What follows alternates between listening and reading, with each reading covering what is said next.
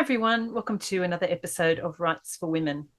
We've got a real treat in store for you this week on the podcast, and apologies that it is a little bit late. I was away last week helping my daughter move from a property on the south coast of New South Wales to more central, going out towards West New South Wales in Yass. So they've bought a horse property there, and it was just beautiful. It was glorious to be out in the country just with all that wide open space and skies. But helping them move and looking after my two little grandboys was, shall we say, busy.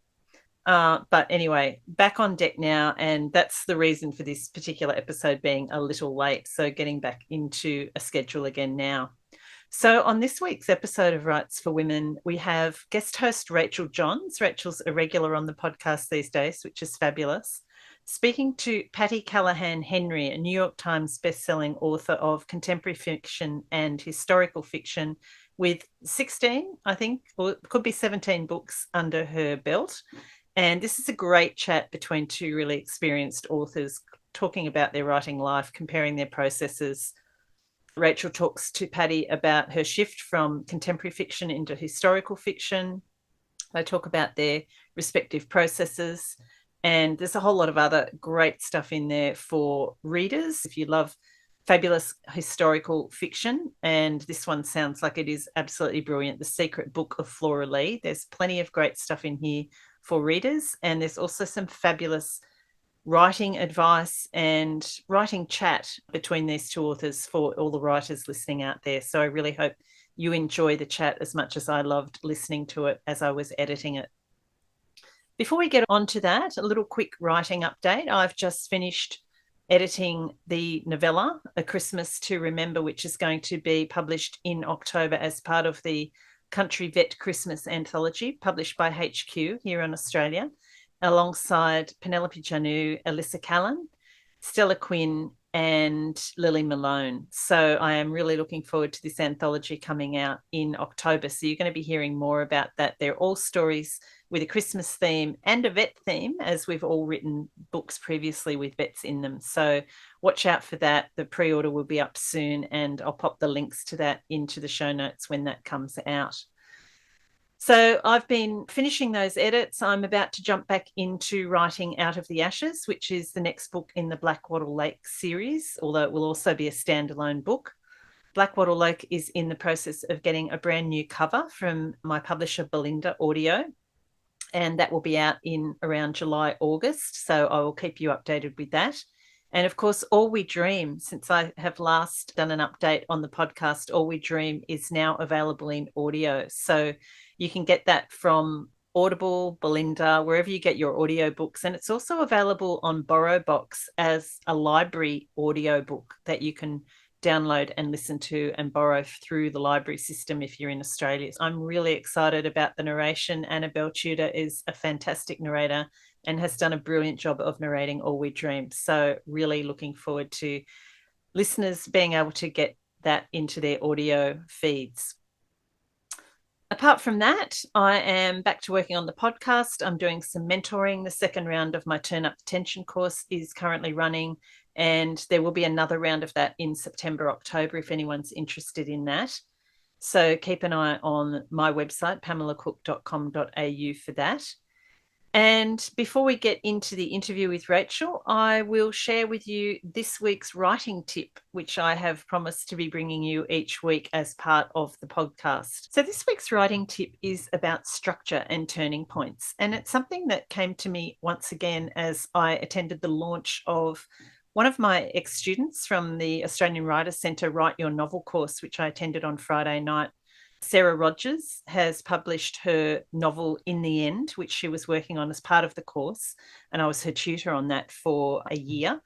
And it's a beautifully produced novel. It's a fantastic story set in contemporary New York about family and relationships. But one of the things that Sarah talked about in her speech when she was launching the book was the fact that, and I had to really go back and mine my memory to remember this, but one of the bits of advice I gave her when I read a few of her earlier chapters was about creating an inciting incident at the beginning of the book that launches the character into the story arc that then is developed through all of the turning points that follow on from that at the 25% mark, the 50% mark, the 75 and 80 or 90% mark, and then the resolution. Now, Sarah did say that she had initially had that inciting incident, which I think in that case was a letter that the character finds. She had that further on in the book. And once she moved it to the beginning or closer to the beginning of the story, it actually then kicked off the whole rest of the plot. And it was a really pivotal moment for her as the author, knowing where the story was going. And also for the character in terms of the journey that the character then went on. It set up a goal for the character, and it set up a whole plot line that then unraveled from that point. So I think a lot of writers sometimes resist this idea of having turning points in particular places, because sometimes it can feel or seem too formulaic. I don't want to write the same story everybody else is writing. Why should I have turning points where other people tell me to have them? That sort of thing. We can be a little bit resistant. And I know I've been like that in the past myself. But one of the things that I came upon many years ago now was Michael Haig's 6-stage plot structure. And I'll put a link to this in the show notes. Michael Haig is a screenwriter, and I was fortunate enough to see him as a speaker presenting a workshop at the Romance Writers of Australia conference quite a number of years ago now. And it was a fantastic full-day workshop. And he actually gave us copies of his 6-stage plot structure, which you can download from the website storymastery.com. So the thing I love about Michael Haig's plot structure chart or graph, if you like, he looks at the inner journey and the outer journey of the character in tandem. So the plot line is the outer journey, the outside external events that are happening for the character. And the inner journey is what's happening emotionally for the character, how they're changing and learning and growing as that plot line unfolds. And those two things, as I talked about in my last writing tip, I think on Writes for Women, really interact and need to be bouncing off each other all the way through the story. But the other thing that Michael Haig has is this 3-act structure where we have the turning point at around 10%, which is the inciting incident. There's a second turning point, which is a change of plans for the character, taking the story in a new direction at around 25%. There is the midpoint, which is sometimes referred to as the point of no return, where the character really has to sit down and have a good hard think about what they're going to do next. And the next course of action that they take from that point on really sends the story off in the second half of the plot in the direction that's really going to cement what happens to the character. They're really making a commitment at that point. James Scott Bell calls this the mirror moment, where they are reflecting on something, and it doesn't have to be a great big thing. It can be quite a small light bulb moment that the character has. Sends us into the second half of the novel, where we have turning point 4, which is a major setback, or sometimes called the dark night of the soul or the black moment, at around 75%. And then at around 90%, you'll have the climax of the story. So you always have to have your plot building up to this point. And you don't have to rigidly stick to these percentages. It doesn't have to be exactly 10% or 25% or 50%. But the thing is that having these turning points means that the character is going to be evolving and developing. There are always going to be obstacles for them to overcome. And the reader is going to be pulled into the story, because we're wired for story. Innately, we understand as readers, and we want as readers, we want these turning points. We want things to be changing and developing and happening for the character all the way through the story. I think if you do write literary fiction, there can be a lot more flexibility around these sorts of things. But if you are writing commercial fiction and you're looking to create a really engaging page-turning story, then my advice would be to not ignore those turning points. You don't have to follow the 3-act structure or a 6-stage plot structure that Michael Haig maps out for us. But I highly recommend you having a look at that, the 6-stage plot structure at storymastery.com.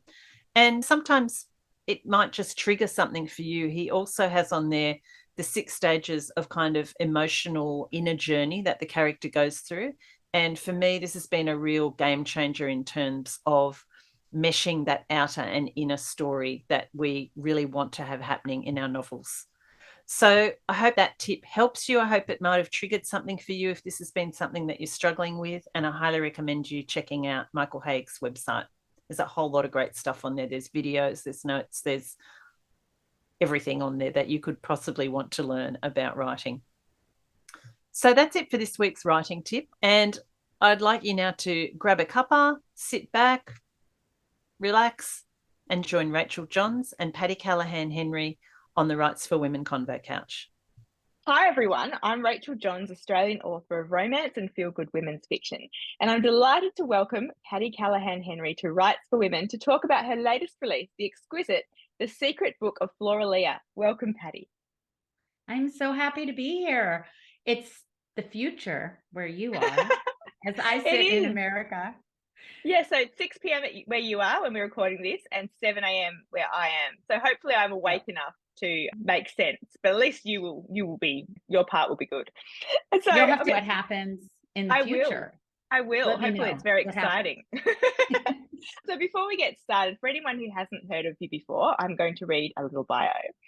Patti Callahan Henry is the New York Times, Globe and Mail, and USA Today bestselling author of 16 novels.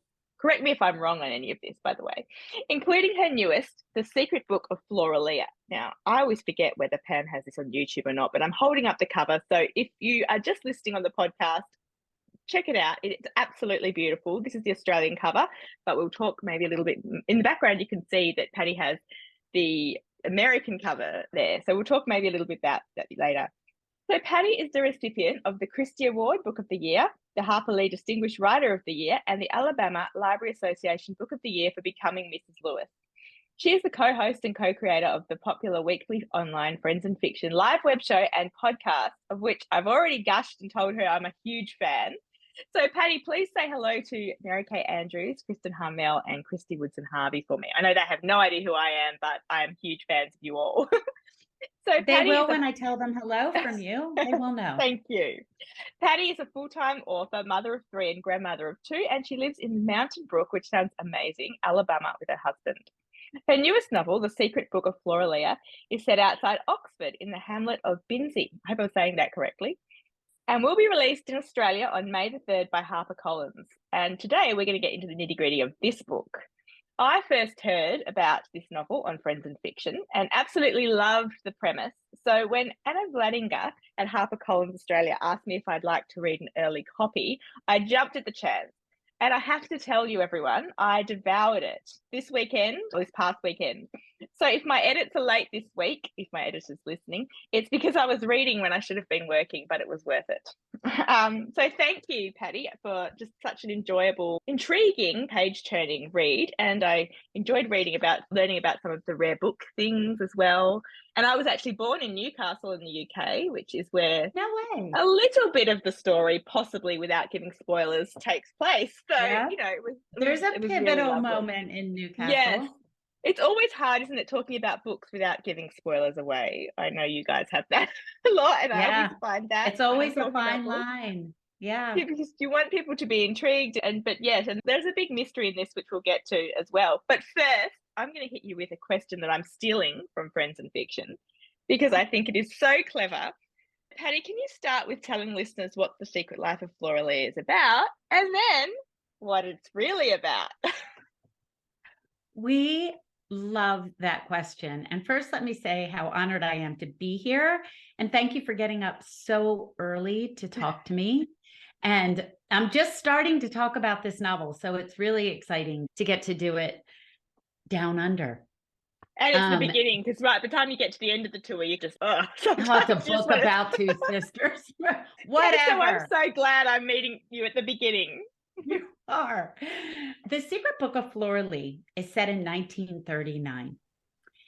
And it is the story of 2 sisters. We meet them in Bloomsbury, England.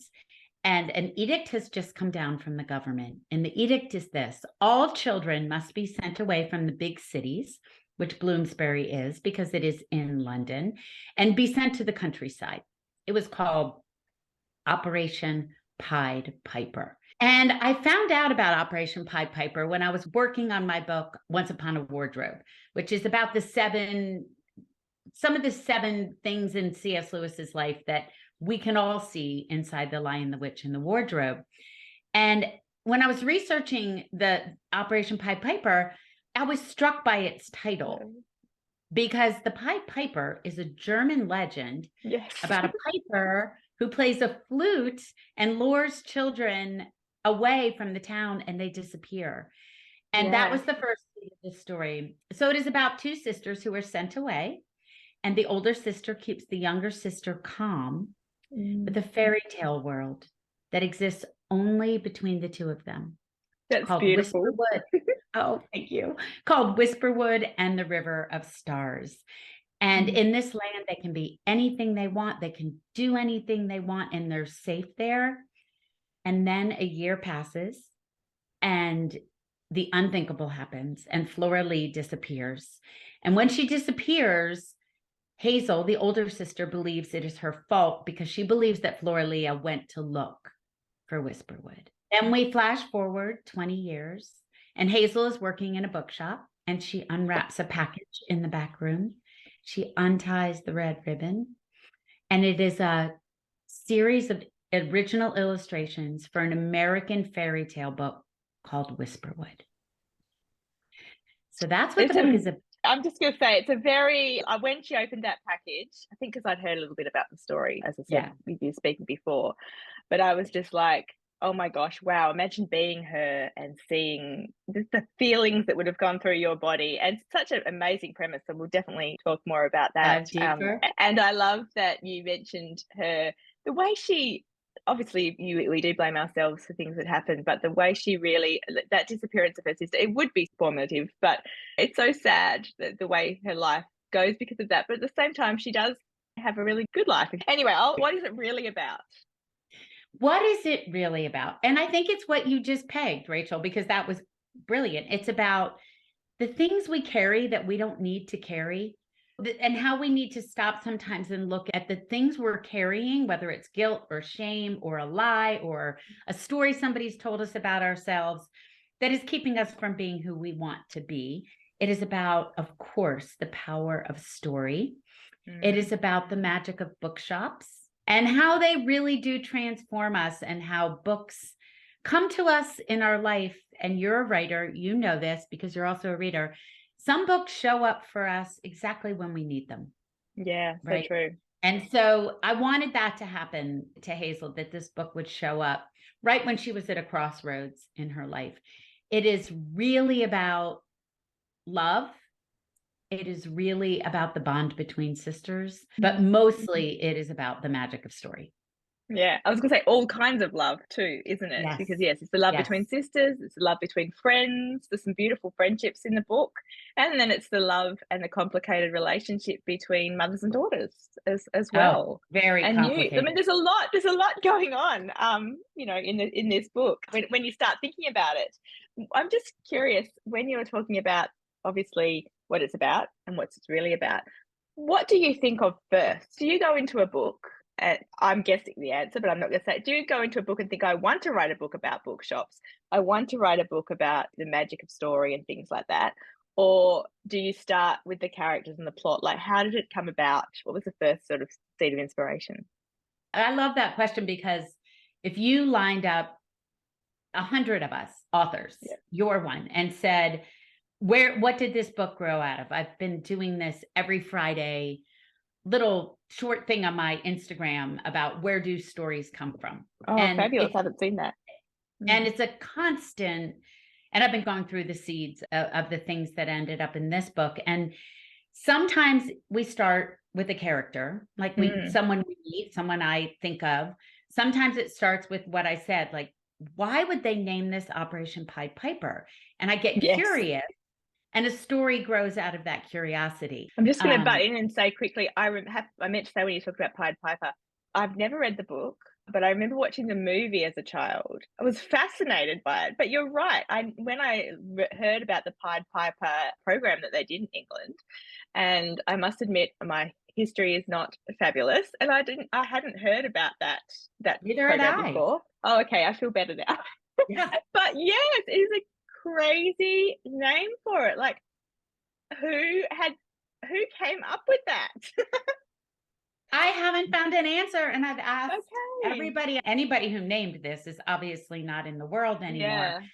So I don't know anyone high in the British government that I can give a ring and say. And if anyone's listening who does, we need to get to the bottom of that. But yeah, back to what came first. Yeah. So for this book, you don't want to hear about 16 of them, but for this book, I would happily talk about 16 of them because I'm fascinated, but we better not. Yeah, we'd lose our listeners. This one grew straight up and out of the curiosity of Pied Piper. Wow. And as a mother, I have 3 children. As a mother, how could I have sent my children away? Because over 800,000 children were sent away within 4 days. That was fascinating. Organized. How did they do that? 800,000 children in 4 days were put on trains with luggage tags, gas masks, knapsacks. It was, and I saw some went to Australia as well. Yes, some went to Australia, some went to Canada, some went to America. Wow. But those 4 days on the train were all countryside. So there were other operations that sent them on ships. Oh, yeah. So that was my original inspiration. So for this novel, I started with the sisters, and I knew that I wanted a fairy tale to be what comforted them. And then everything else grew out of that. I believe that what happens when a story comes to life is that what it's really about comes with the telling. So we might go in with the theme, like the power of story, but as the story grows, so do the themes, if we follow them. I don't go in with a super rigid idea. I go in with a plot. 2 sisters sent off, one disappears. They have a secret fairy tale world. The fairy tale reappears 20 years later and helps solve the mystery. That is what I went in with. Yeah. And as I started to outline, I loosely outline. I mostly find my way through the writing. So when you say loosely outline, what does that look like? Okay, here's what I do. Sorry, I'm interrupting because you've got so many things. No, I love talking about things you're talking about that I was like, I need to know more about that. Yeah. So I need to know what my character wants, why they can't get what they want. Yeah. What will they do to get what they want? How much will they put at risk? What are the obstacles they're going to come across while trying to get what they want? Yeah. And then do they get it? Do they get what they want? They are great questions. Yeah. Yeah. And I head in with those questions and I try to find the major plot points that might answer it. And then I really am a pantser I heard Neil Gaiman describe it once as whether you're a gardener or an architect. Yeah, I love that too. Don't you love that? And I think I'm much more of a gardener, and then I watch things grow. Same. I've explained before, when the publisher bought the book, they asked me the same thing. How did you plot this out? And I'd like to explain, and it's not the best way to write a novel. It takes longer than other people. But do you know those books where you see a city like London, and it's a coffee table book, and every page you turn over, you see it like 1930, 1940. They add to the city with each turn. Yeah, they're beautiful. Yeah, I love those. And that's how I do it. I get this crappy first draft down that has the story. And then with each page that I turn over it, every draft after, the themes start to rise up, the complications start to rise up. And for Flora Lee, there's a mystery. And the mystery is what happened to her. And I can tell you that I went in knowing exactly what happened to her. Okay, you did. That's one of my questions. I was wrong. Really? Yep. But did it feel good going in knowing? Because I find that in plots, sometimes I'm more of a pantser or a gardener as well. Or sometimes I like to say we say plotting and pantser. I'm a prayer. I start and I pray, please let it work out. That's I like that. But yeah, like I feel like a plan gives you some kind of confidence that maybe you can actually do this. No matter how many books you've written before, it always feels like to me, those were all flukes. I'm just, I can't really do this. Yeah, that's fascinating, because I was going to ask you, did you know what happened to Flora Lee? So I agree that I feel safer knowing. Yep. I feel safer having a scaffolding of some sort. I should say I usually don't have one, but I wish I usually do have at least a scaffolding, and sometimes that whole scaffolding collapses. Yeah, each book's different for me. I like having more, but you don't often. Yeah. You do, yeah. And guess what? Sometimes with each book, and what you just said, we go in and it's like we've never written a book before. Yeah. It's always begin again, begin again, begin again. So for this, what happened was I finished and I was really happy with it. My agent was happy with it. Everybody was happy with it. And we were about to take it out to sell. And oh my gosh. I know.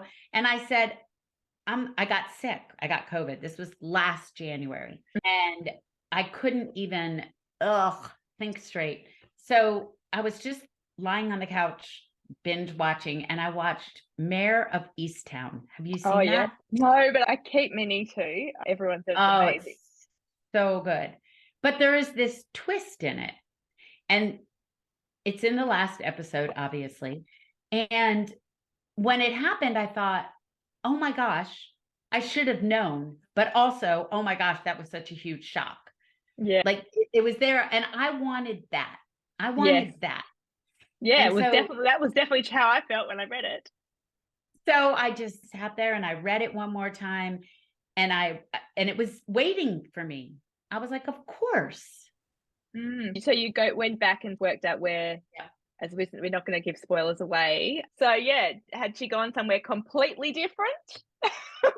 No, that part didn't change. No, that part didn't change. We better not go any further into that because I don't want to give spoilers away. But that is really fascinating. I'm in awe that after you had finished the book and it was actually ready to go out to various salespeople and different things like that, you then decided, no, I'm going to go back in. How much work was that? And what did the editors say when you said that as well? Did they say, no, Patti, it's fine, just leave it? So I hadn't sold it yet. Did all those edits before I sold it. I did all those edits before I sold it. So it was an agent. I knew I was giving myself more work.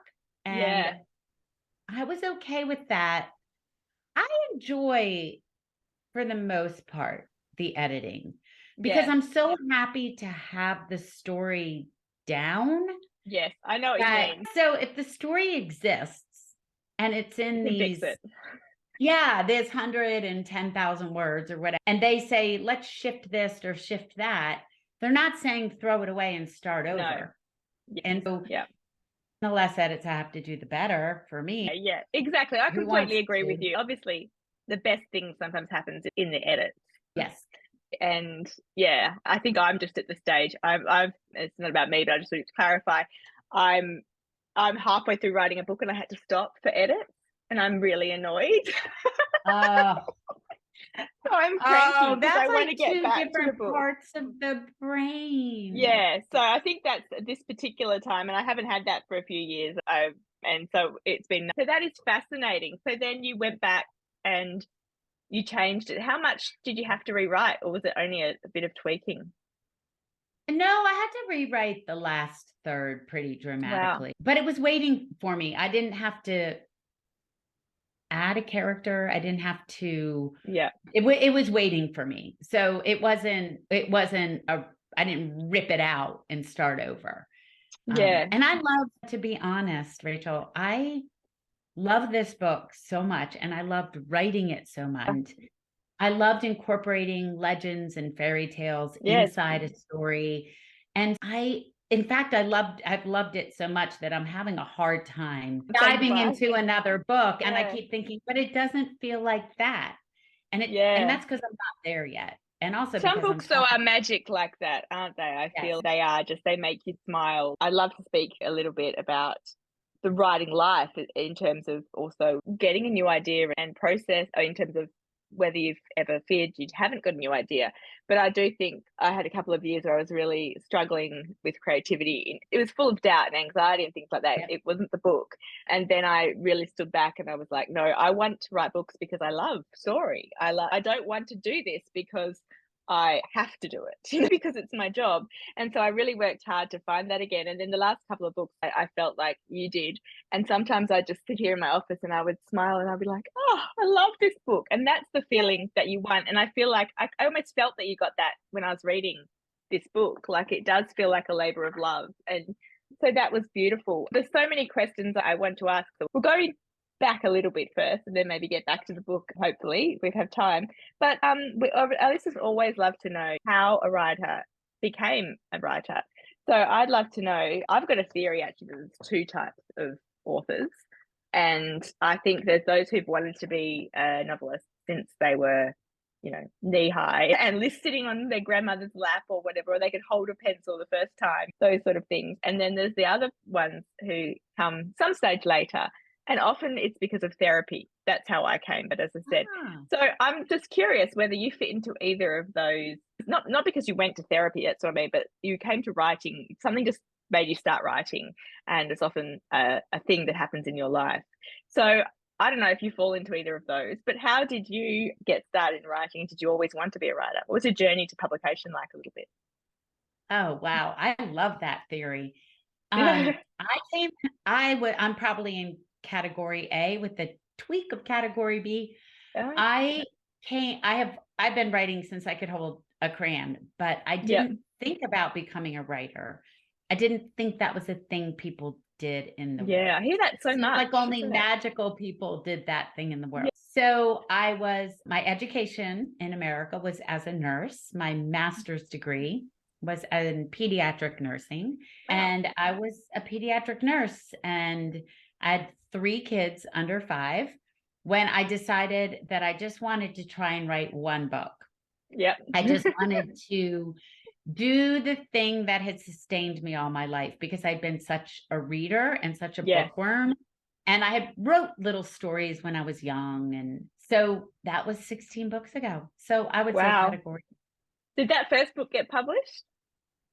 No, it got published 5 years later. I pulled it out and rewrote it, but I didn't like the first book I wrote didn't get published. My second book I wrote was published, and I went back 4 books later and pulled out the first book and rewrote it. So I've got another one of your books here that I ordered just recently. How's it gone? I cleaned my desk yesterday. Is it got Moon in the title?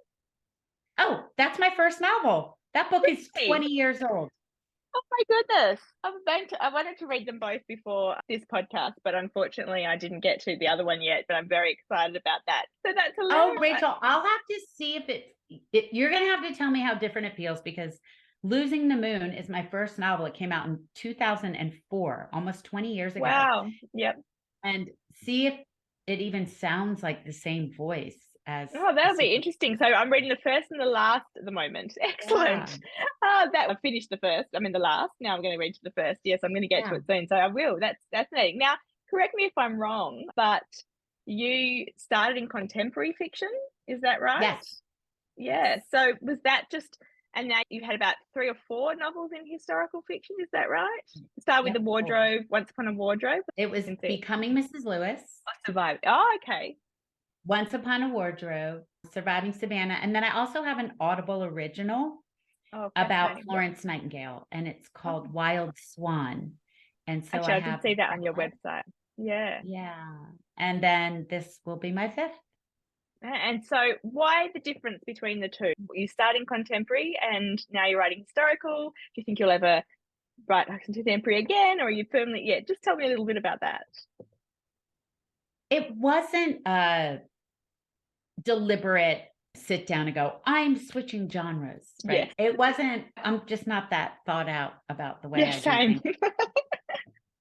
In the creative world. The idea comes. Yeah, the idea comes and I either grab it or don't. And what happened was I really wanted, and the idea of writing a book about Joy Davidman knocked me off my feet. And that's C.S. Lewis's. That is C.S. Lewis's wife. Yeah. And she is this fascinating American woman, a poet, a Yale Younger Poets Award winner, a novelist, an atheist, a married woman with 2 kids. And she wrote a pen pal letter to C.S. Lewis. They were pen pals for 2 years. and then she met him. And that idea came to me, I wasn't thinking, oh, that's historical, because it's the 1950s. Yeah. It's not, but I was a research nurse when I was a nurse. I put myself through grad school by being a research nurse, and I love research. I love it. And so in writing Becoming Mrs. Lewis, I just fell back in love with the idea that when we look at historical moments in history and we look at it from a different angle, right? If we can find for example, Joy Davidman, Lewis's wife, has been for many people reviled because she was this Jewish American woman. And once you find out who the real person is, you can't look at her that way. She becomes this entirely different person. And if we can pull out these threads of history and show things in a new way, I love that. We can flip the story on its head. And I'm really fascinated by that idea. Yeah, I love that so much. It's fascinating. So it was the idea that came, and then I've got a couple of friends who have written contemporary, and then similar, a story has come to them that isn't in that, and they've changed. And one of my closest writing friends has a book coming out this next month called The War Nurse, and it was an Australian story that I'd never heard of similar, but her aunt was killed during the war with a bunch of Australian nurses on Bangkok Island, which is an island near Singapore, I think. And that was literally why she wanted to write it, because her great aunt, But I said to her, once you've done this, you have to stay in the genre a little while, because people will want more from you in this voice. So is that sort of what happened with you, or did you just love being in that sort of? And I actually know what you mean. It doesn't feel like historical fiction in a lot of ways. Like, I actually marveled when I finished A Secret Book of Flora Lee, that a lot of what happens, the way they are, it feels just like it could be happening right now. You could be in a bookshop and you find something, and I guess the only thing that's absent is our technology and things like social media and DNA testing and things like that. So I actually quite love reading more about this sort of time. It feels within our realm, so it's not a huge, massive jump, I guess, is what I'm trying to say. And that fascinates me, because so this book takes place in 1939 and 1960. I was born in the mid 60s. So this isn't to and you're me, not historical. I can clearly see that. I am not historical. And I love that. That's funny. And I'm fascinated by, especially the 1960s in England is when things were really changing. The 1960s were a pivotal time in England, and the skirt hems are rising and the music is changing and the war is over. And it just doesn't seem that far away. But also, they don't have cell phones.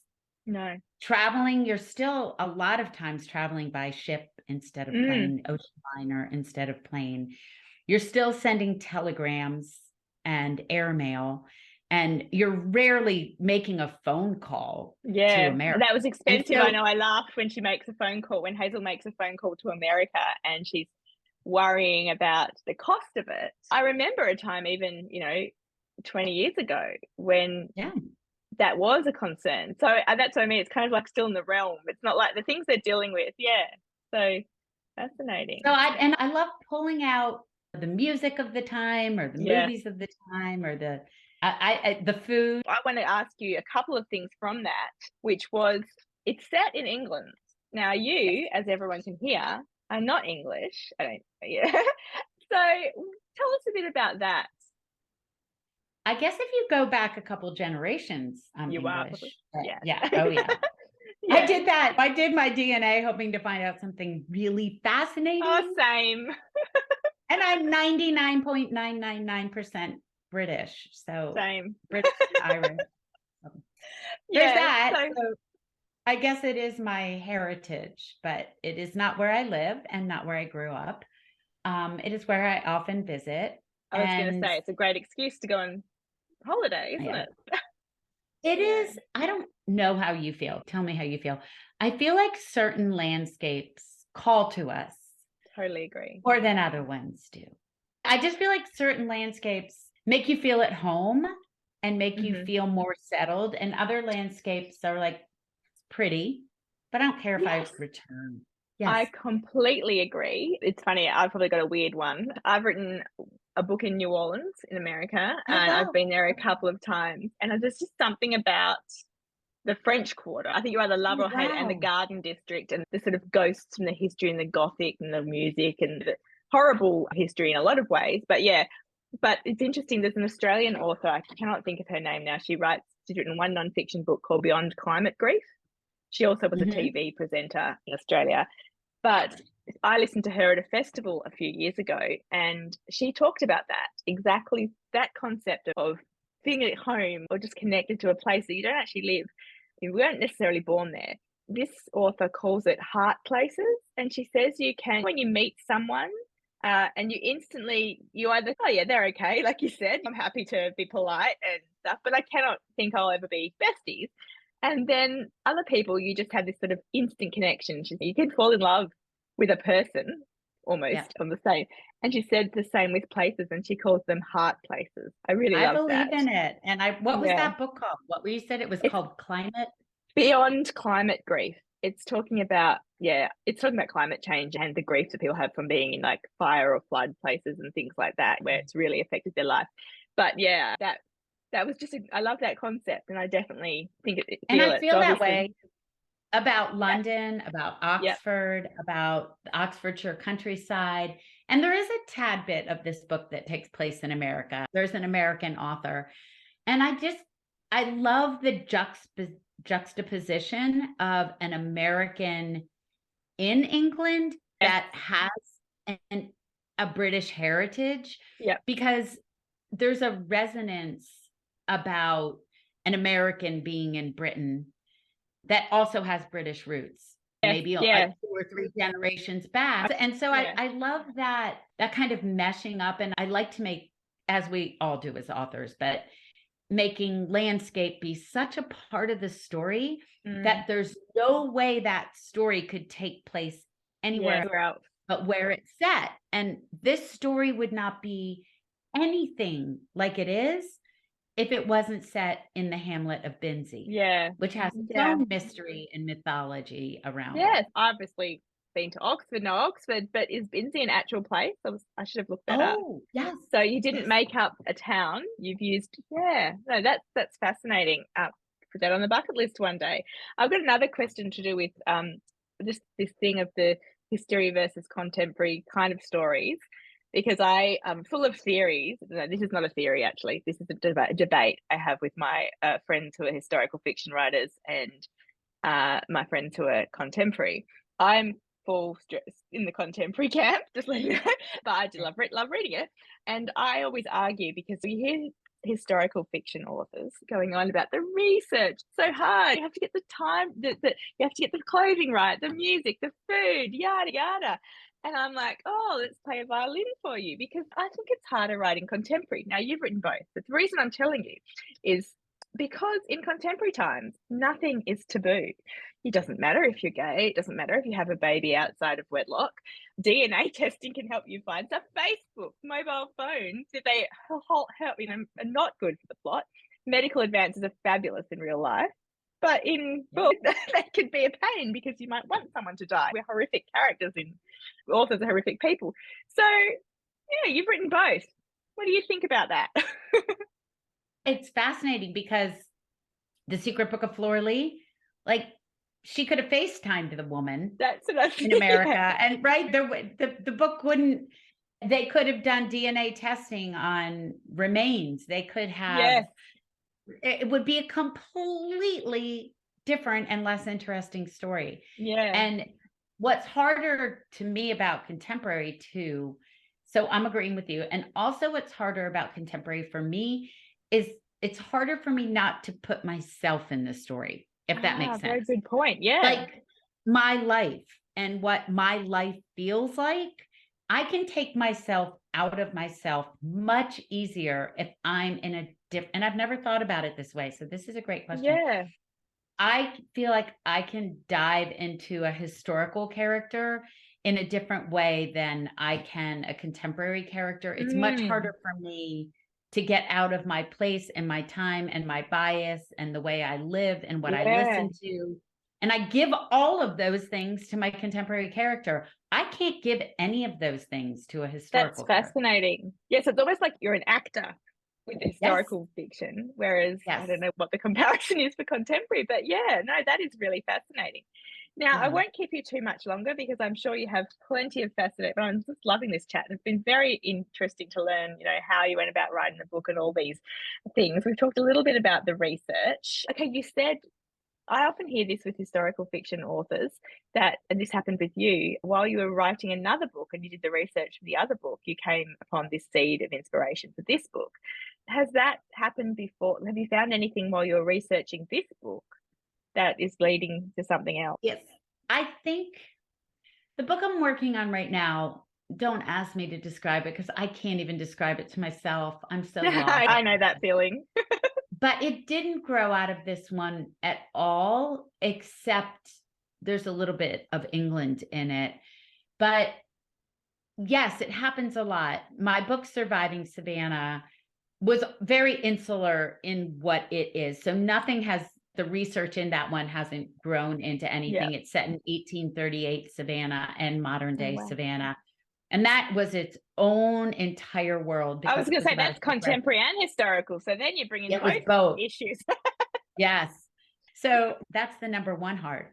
But Becoming Mrs. Lewis led to Once Upon a Wardrobe, and Once Upon a Wardrobe did in some ways plant the seed for The Secret Book of Flora Lee.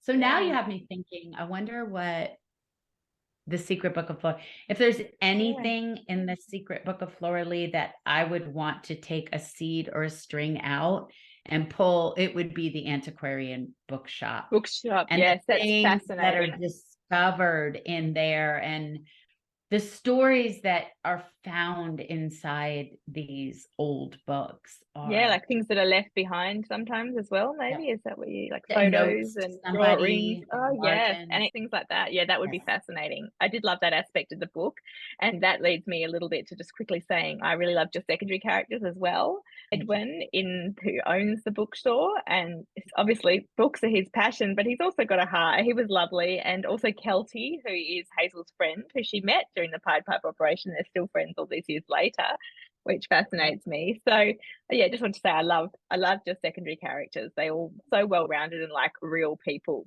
There was also a bit of romance in there. Maybe we should quickly touch on that. I do love a childhood love that's so innocent and sweet, but there's Harry and Hazel, the innocence that they were just discovering love, that's quickly halted by the disappearance of Flora Lee, and it's shaped both who they are. Did you have a romantic arc thought out in the book, or did you? I did, and the reason I did is because I knew that her guilt over Flora Lee's disappearance would cloud everything she did. Not pursuing what she wanted to pursue in the world, not pursuing what she wanted to pursue in her career, not being as close to her mom as she wanted, and also in love. And so I knew that her life was in many ways stymied or held back. And on the face of it, even for her on the face of it, she had a very good life. Maybe the term is good enough. She had a good enough life. But she wasn't living fully. Exactly. And so that included love, career, passions, family. And I wanted all of that to break open. So that's she would have to face the past. In order to be able to have fulfillment in all those different areas that you say. I love that. We quickly talked at the beginning about covers, so I'm going to ask you a tricky question that's like choosing your favorite child. And for any listeners, just go and check out Patti's website. It's just PattiCallahanHenry.com, is it? And you'll see right close. Once you enter, I have to say, I loved, you have to click a button to enter your website. And that reminded me, it felt perfect for this book, but also your Mrs. Lewis and the Narnia, entering the wardrobe. And this one, you're entering another world when you talk about Whisperwood. So I just love that on your website, by the way. That's just a little aside. So once you click the button that gives you access into Patti's secret world, you'll see, there's so much information there too, I have to say. So definitely go check it out. Lots of wonderful posts and links to various things, as well as the background of all your books and things like that. You'll see the 3 covers there. Do you have a favorite? And you don't just have to say Australia because this is an Australian podcast. Okay, so I'm going to say each, and this is true. Each is my favorite in a different way. That makes sense. Like children. Yeah, because this one, the American cover, Which usually when I get my American cover, I'm like, yep. I have been the Surviving Savannah. You can see it behind me. And Mrs. Lewis, they both have the back of a woman walking away. Yep. And I just knew that I was going to get this book and there was going to be a woman walking away with a child and I was going to weep. And so I got this and literally I opened the email. Actually it was over 4th of July weekend last year. And I opened it and I was with a whole bunch of family and I squealed and I was like, y'all have to see this because, hardly anything changed. That's the best feeling, isn't it? When you get a cover like that and you just love it straight away. And the river on the hardcover will be blue foil. It's beautiful. That's one thing I'm very jealous about you guys having hardcovers. We have very few hardcover books in Australia and I just love them. I do too. And Canada doesn't either. So my Canadian cover is really cool. I don't have one to show yet. Oh, so the British one is the same as Australia probably, isn't it, as well? Is it? Or I don't know. Actually haven't seen them. Don't know. Oh, anyway, they're all beautiful. So I got to tell you what I love, love, love about the UK cover is it's almost like I told them what to do. And I didn't. Wow. And isn't that amazing? There are all these little whisperwood animals pictures and things.